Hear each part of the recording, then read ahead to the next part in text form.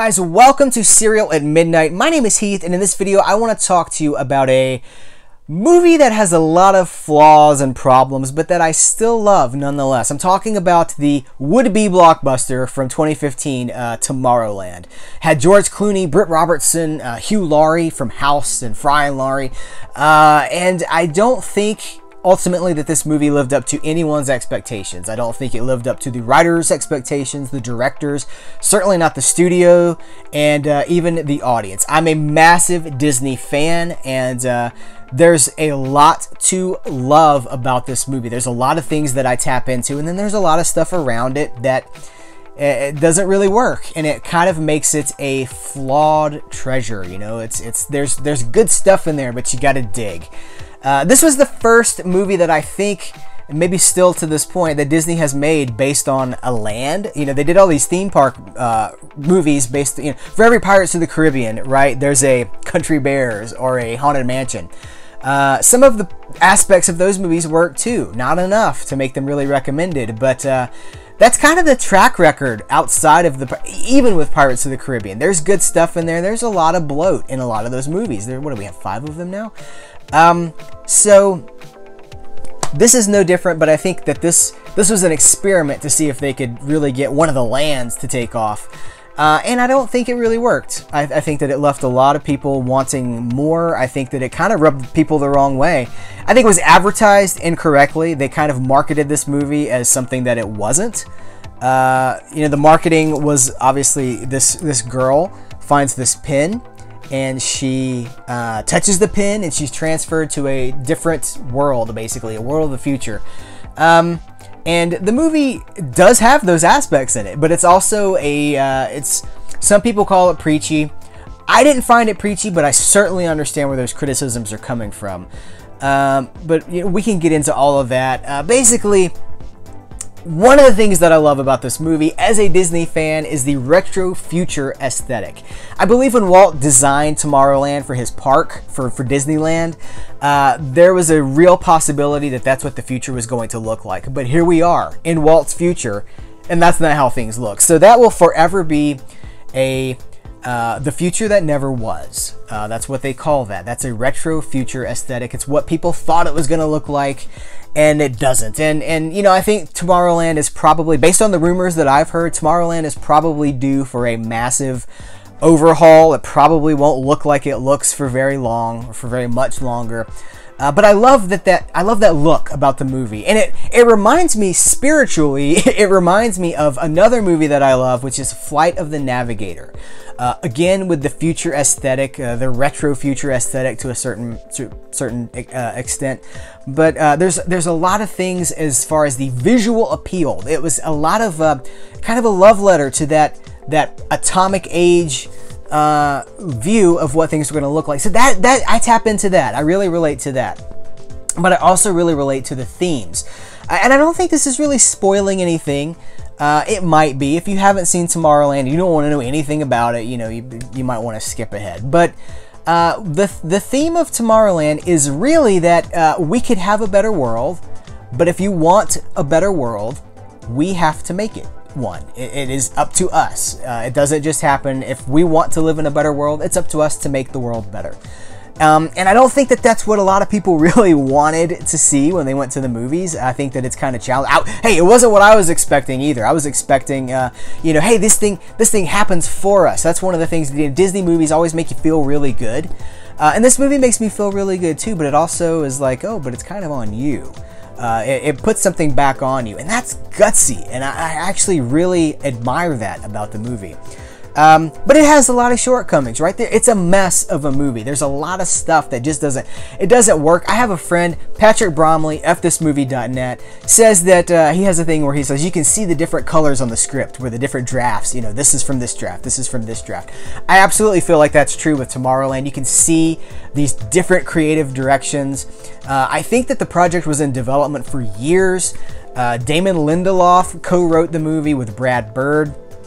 Damon Lindelof, the guy behind Lost, he did some comic book work. He doesn't have a great track record. I think he's a really nice guy. I think he has really great ideas.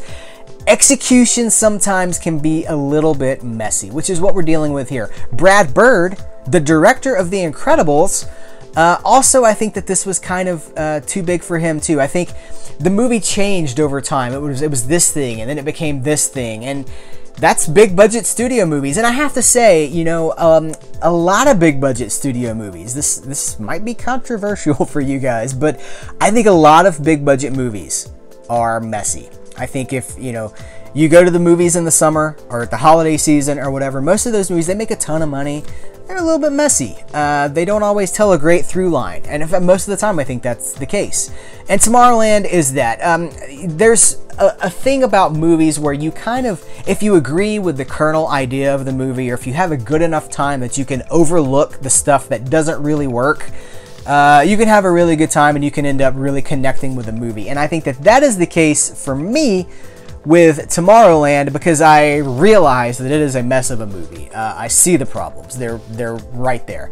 But I also identify so much with the message of it that I'm like, I don't even care. Lone Ranger's another one. Lone Ranger, kind of a messy movie, kind of an ego project for Johnny Depp, but there's something about that movie that I just really connect with. Recognize all the faults and the flaws, and I kind of don't care, because I enjoy enough of it that it's okay. Because of the messy production history of Tomorrowland, there's a lot of the story that doesn't really get told on the screen, which is why we have to have this book before Tomorrowland. This is a really cool book. You know, it's like part novel, part comic. Like, there's a lot of comic stuff in it. It's a quick read, but it fleshes out the world and it kind of sets the stage for where things were at before we come into the movie. And that's cool as well. And I think that if you're into Tomorrowland, you should definitely pick up this book. This book is dirt cheap now. It's in the bargain bins everywhere. Check Amazon. In fact, I'll link to it below. I'll link to both of these things. I'll link to the movie and I will link to this book in the description of this video. And if you feel like checking it out, just click through there and you can get straight to it. But the book is cool. And as a Disney fan, I am a big, I had to have this pin, like, as soon as it came out. And part of the problem with this pin was that when the movie came out, they were expecting it to be a massive hit, right? They were expecting, I don't know that they were expecting another Pirates of the Caribbean, but I think that they thought it was going to be a lot bigger than it ended up being. And so there was marketing, you know, you could buy pins and stuff, but the pins that were for sale at the time did not look like this. I think specifically, maybe Funko put out a pin, and it was blue on the outside, and it was orange on the inside. And I was like, that's not the pin from the movie. I want the pin from the movie. And finally, I got the pin from the movie. As you can see, this is still sealed on its package. This came courtesy of a friend of mine who was at Epcot, at Walt Disney World in Florida. And outside of Test Track, they were doing a thing with Chevy. Chevy runs Test Track, or they did. I think they still do. They were doing, like, I think it was a survey. Like, you had to go up and fill out a survey about your car preferences, what you were looking for in a car, what features were important to you. They were, it was a marketing survey. But if you filled out the survey, you got a Tomorrowland pin. So she goes into Test Track, and when she comes out, they're wrapping up for the day. And so she just walks up to him. She's like, hey, can I get one of those pins? And they're like, yeah, we filled our quota for the day. We're not doing any more surveys. We have these pins. So here's one. So she had an extra one. She had one for herself, and she had one for, I don't know how she got two. But maybe she just reached in the guy's pocket and just grabbed a handful. I don't know. She gave me one. And so this is like one of my prized Disney possessions, believe it or not, because it was, at least at the time, it was only available in the park. It's still on the Compliments of Chevy card. Guys, I'm a big Tomorrowland fan, as you can probably tell.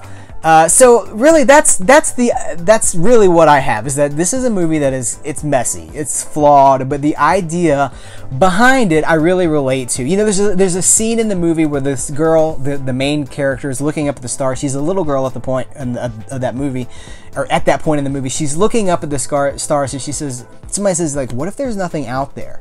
Like, she wants to explore the stars and make the world, she wants to go places. She's a dreamer. And she's looking at the stars, and someone says, well, what if there's nothing up there? And she says, well, what if there's everything up there? I'm paraphrasing. But what if there's everything? And that's not me. And that's why I identify with that. George Clooney in this movie, Jorge Clooney, is very cynical in this movie. Well, that's his character's journey, is that he starts in a cynical place and he ends up being the dreamer again.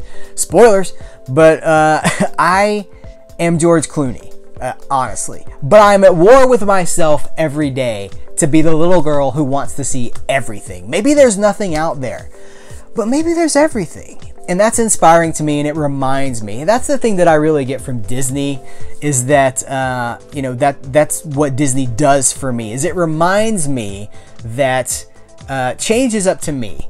I have a mug. There's a Target collection of Mickey Mouse stuff right now, of Disney merchandise. It's like Mickey and Minnie stuff. And there's a mug that I picked up. And it's got Mickey on the front, and when you tip it, on the inside of the rim, it says, "Make it a great day." It doesn't say "have a great day." It says "make it a great day." And I really think that that's the core of Tomorrowland. I think that's the core of Disney. I think that's kind of Walt's vision. That's what he was about, is you want things to be better. It starts with you, pal. Make it better. Starts with you, pal. Make it better. And that helps me, because I am George Clooney. I am cynical. I wake up... I don't come to these videos like, "Hey guys, what's going on?" I come and I set up the camera, and it's a process to get out of my head and to become this person who I want to be. This is who I want to be. And so Tomorrowland is a reminder that the future is up to me. That is surrounded by a lot of stuff that just doesn't work. But enough of it works that I think that it is a flawed... I don't want to say a masterpiece. I think it is flawed beauty. How about that? Tomorrowland is filled with flawed beauty. So that's what I have for you guys. I appreciate you taking the time to watch this video. Please, if you like it, give it a thumbs up.